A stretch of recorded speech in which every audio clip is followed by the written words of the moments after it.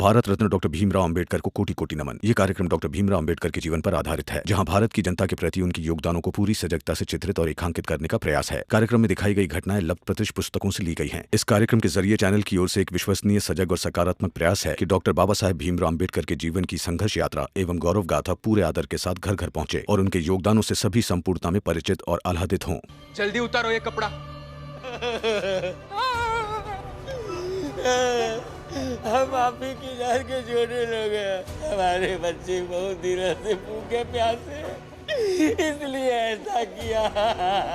और वैसे भी हमने सुना है तुम गरीबों की मदद करते हो, हमें इस मुसीबत से बाहर निकालो। हमें जाने दो, हमारे बच्चे भूखे हैं, अगर हम नहीं जाएंगे तो कल उन्हें खाना कौन देगा? जाने दो।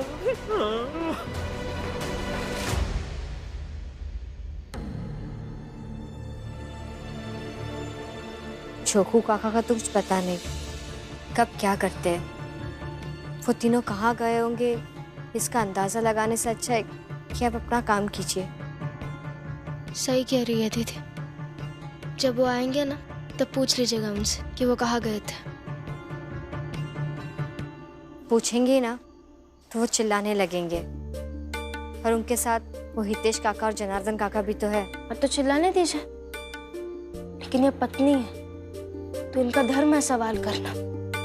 कुछ गलत लगे तो उसे सही करने की कोशिश करना, सही के लिए बहस करना। इसे छोड़ देने से सब ठीक नहीं होता। और अगर कोई गलत करता है तो उसे गलत होने का एहसास कराना जरूरी है। हम तुम्हारी तरह मजबूर और लाचार हैं। गरीब लोग हैं, बहुत मजबूर हैं। जाने दो, हमें जाने दो। देखिए, वैसे तो मुझे आपको यहाँ से जाने नहीं देना चाहिए, अभी के अभी पुलिस को बुला लेना चाहिए।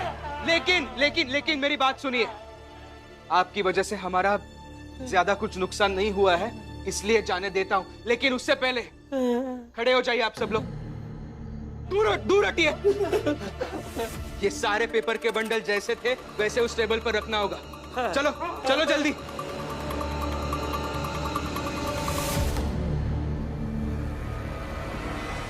यहाँ आइए सब लोग, वापस यहाँ आइए।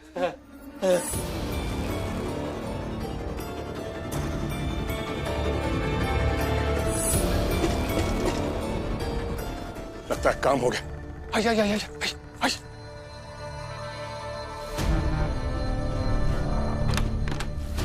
बस देखते जाइए मैनेजर साहब, नहीं थोड़ी देर में हमारे चारों महारथी उस भीमराव की लाश को लेकर निकलेंगे। अच्छा लगेगा। मेरी वर्षों की तमन्ना पूरी होगी आज, बस थोड़ा सा इंतजार। अब एक एक करके बाहर जाएंगे। जाइए, दूर हटिए। जाइए जल्दी, जाइए एक एक करके। आप भी चलो।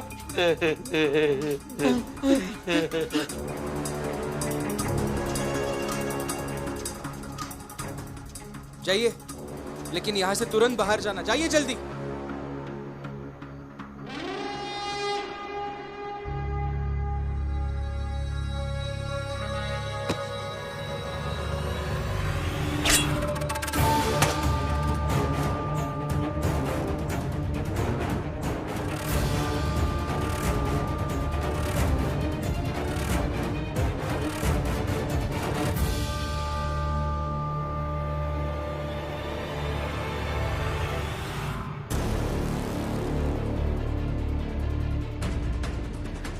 चोकू काका, आप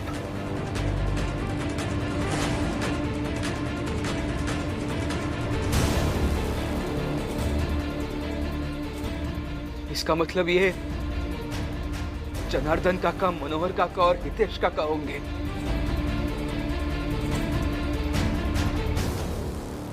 हटाइए अपने अपने नकाब, हटाइए अपने अपने नकाब।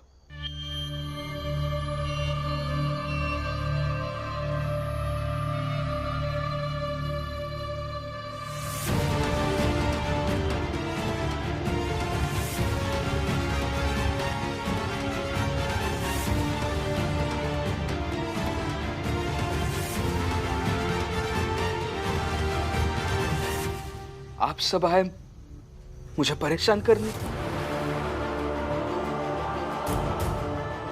और आप आए हैं तो इसका मतलब आपको मेघनाथ और उनके बेटों ने भेजा होगा, क्यों?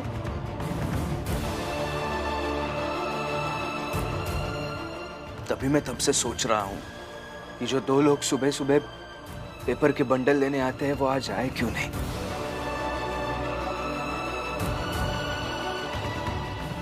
क्यों करते हैं आप ये सब?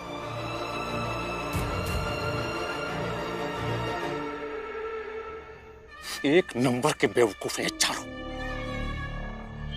चार थे, चार होकर भी समझ नहीं आ रहा पकड़ कैसे गए। और ये कोई केमिकल वगैरह नहीं था जो पढ़ते ही इंसान का मृत्यु हो जाए। कुछ नहीं है इसमें, दीमक मारने की दवा है। मैंने फंसाया आप सबको और आप फंस गए। जानते हो क्यों? क्योंकि आप सब अज्ञानी हैं, अनपढ़ हैं, इसलिए आसानी से फंस गए।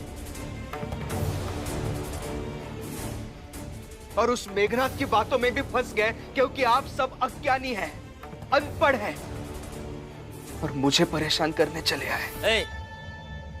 ज्यादा भाषण मत दो और ना ही ये बखान करो कि तुम कितने समझदार और कितने शातिर हो।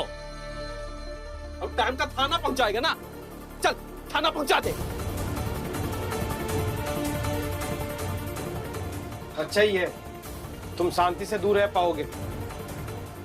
थाना? इस बार थाना नहीं पहुंचाऊंगा। इस बार आप सबकी सजा कुछ अलग होगी।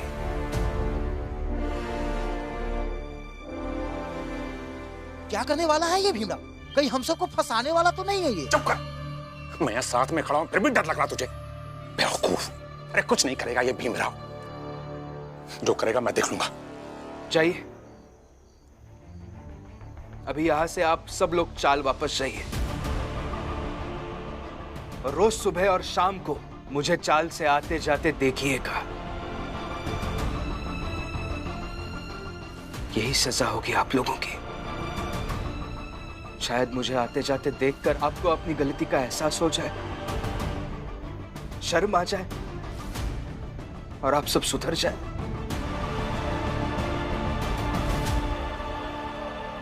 चाहिए यहां से आप लोग। चलो जोकू, चलो। हाँ मनोहर।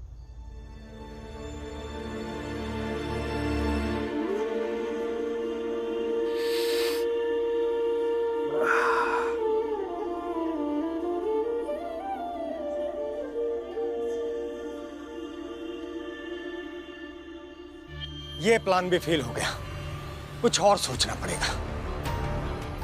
थोड़ी देर बाद तुम दोनों अंदर जाकर काम करो।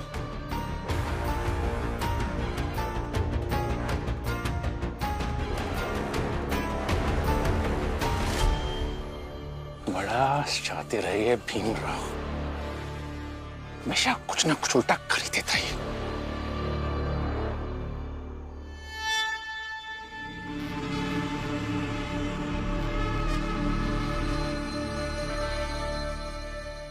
मुझे लगता है तुम्हारी पत्नी वहां सबके साथ खड़ी होकर तुम्हारी शिकायत कर रही है।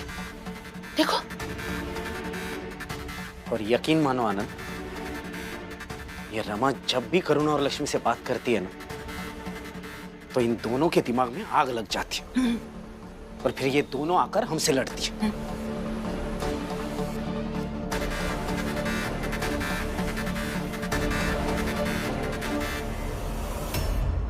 लो, भर लिया। तुम्हारी तरफ झगड़ा करने के लिए आ रही है। देखो आ रही है। तुम बिल्कुल डरना मत। हाँ। हम हैं तुम्हारे साथ। आप दोनों जाइए, मैं लक्ष्मी से अकेले निपट लूंगा। नहीं नहीं नहीं, हम सब एक हैं। हाँ? हम सब साथ हैं। मैंने कहा ना, आप जाइए, मैं हल कर लूंगा।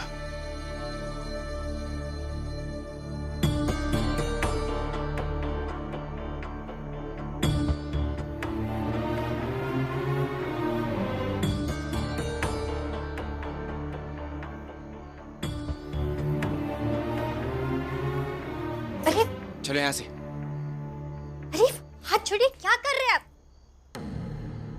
क्या था ये?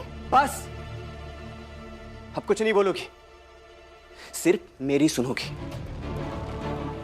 ये प्याला चाहे सिर्फ एक चाय का प्याला हो या पुरुष का स्वाभिमान का एक सूचक, लेकिन तुम मेरी पत्नी हो और इसे उठाकर वहां रखना तुम्हारा फर्ज है, तुम्हारा कर्तव्य है। इसलिए बिना बहस किए हुए इसे उठाओ और जाकर उसे में रखाओ। बात खत्म, नहीं तो बात बेवजह बढ़ेगी। लक्ष्मी, आप भीम बाबू के बड़े भाई हैं, वो भाई जो भीम बाबू के लिए जान देने की बात करते थे। बहस नहीं, मैं भीम की लड़ाई के लिए आज भी जान दे सकता हूं, लेकिन उसकी लड़ाई अलग है और हमारी अलग। इसलिए हमारी लड़ाई के बीच में भीम को मत लाओ। और हाँ, अगर रमा से यहां ज्ञान लेकर आई हो ना, तो उसे बाहर रखाओ, क्योंकि मैं अपने जीवन में अपने घाव लेकर खड़ा हूं और भीम अपना। सबके अपने अपने घाव हैं, सबके अपने अपने मरहम हैं और सबकी अपनी अपनी पीड़ा है। लक्ष्मी, इसलिए भीम को अपनी जगह रहने दो, भीम रमा के रिश्ते को अपनी जगह रहने दो और मुझे अपनी जगह रहने दो। आनंद और लक्ष्मी के रिश्ते को भी अपनी जगह रहने दो। और ये चाय का प्याला उठाओ, जाकर रसोई में रखाओ। अपनी अपनी जगह अगर रख ही देंगे तो फिर क्या फायदा? देखिए, आपको भीम भाव जैसा बनना है, नहीं बनना है, कितना बनना है और किस किस जगह बनना है, ये आप देख लीजिए। मगर मैं हर जगह एक जैसा रहना चाहती हूँ, क्योंकि मेरी आदर्श रमा है। मैं रमा की तरह बनना चाहती हूँ हर जगह। और आपको पता है, मैं कुछ भी करने से पहले यही सोचती हूँ कि अगर रमा मेरी जगह होती तो वो क्या करती। और अभी सोच रही हूँ कि रमा अगर मेरी जगह होती तो वो ये चाय का प्याला नहीं उठाती और ना ही ये लक्ष्मी उठाएगी।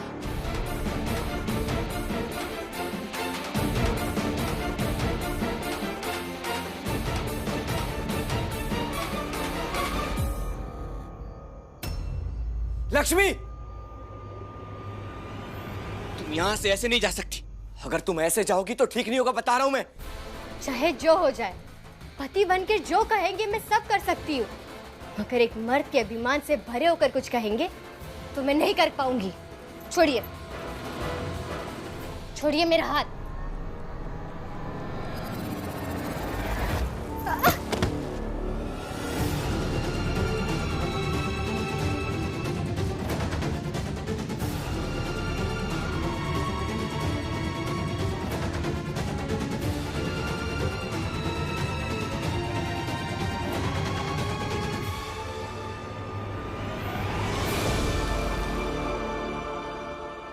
दीदी, आप गिरी कैसे? खून आ रहा है, आप उठिए पहले।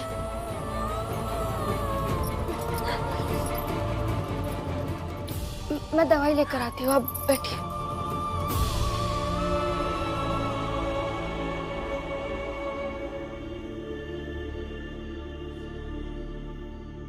लक्ष्मी, वो मैंने जानबूझकर धक्का नहीं दिया था, बस वो थोड़ा गुस्से में। अफसोस जता रहे हैं या डर लग रहा है कि कहीं मैं रमा को सब सच ना बोल दूं कि आपने मुझे धक्का मारा है?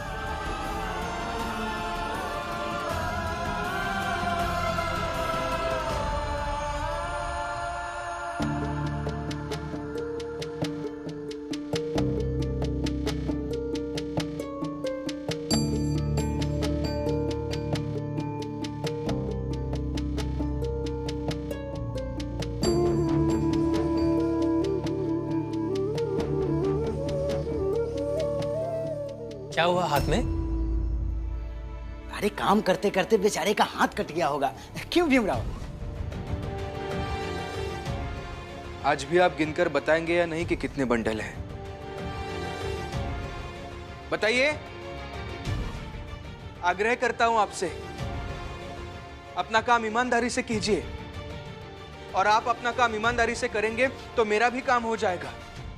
और मेरा काम हो जाएगा तो आपका क्या बिगड़ जाएगा? हमें ज्ञान दे रहे हो? ये बताओ, तुम अपने कर्तव्यों से कितना प्यार करते हो और अपने कर्तव्य को निभाने के लिए और क्या कर सकते हो? कुछ भी कर सकता हूं। कर्तव्य निभाने से बड़ी कोई चीज नहीं होती।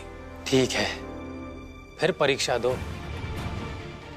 अगर सारे बंडल तुम घायल हुए हाथ से उठा उठाकर दफ्तर के बाहर रख दो तो हम गिनकर बता देंगे, और जो जो रजिस्टर में लिखना होगा सब लिखवा देंगे। अरे जल्दी बताओ, हाँ या ना? हाँ।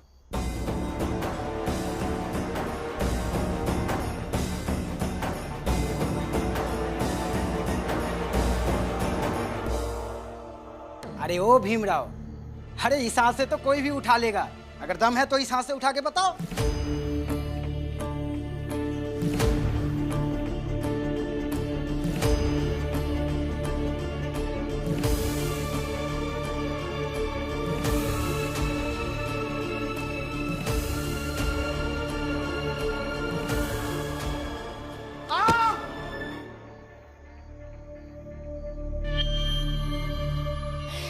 भीमराव, अखबारों के एक बंडल का भार तो उठा नहीं पा रहे हो और तुम सबका भार उठाओगे? और बहाना मत बनाना कि हाथ घायल है।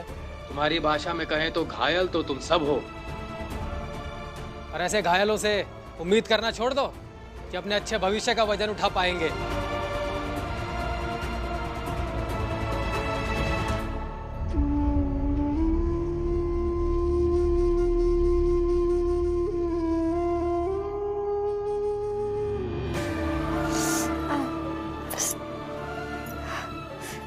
आराम से।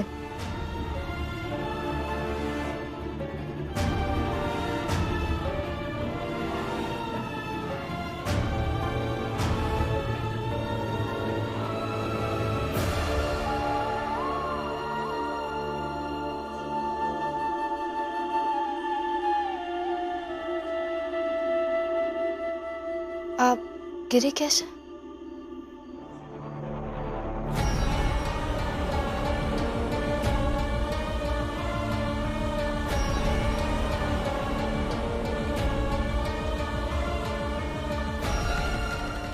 लक्ष्मी अगर मेरा नाम बता देगी तो और बवाल हो जाएगा। भीम और रमा मिलकर फिर से पंचायत लगा देंगे। अब दोनों में कुछ हुआ था क्या?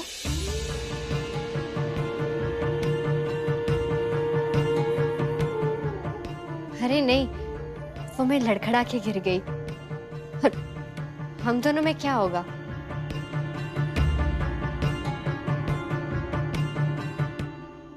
सच कह रही है ना आप? हाँ। देखो देखो देखो, कितनी महान बन रही है। जाके अपने पति को समझाएगी कि उसने उसका नाम नहीं लिया। देखो, चाहे जितना समझाए, लेकिन इस बार आनंद को बताना ही होगा लक्ष्मी को कि वो भीमराव की तरह अपनी पत्नी का गुलाम बनकर नहीं रहेगा।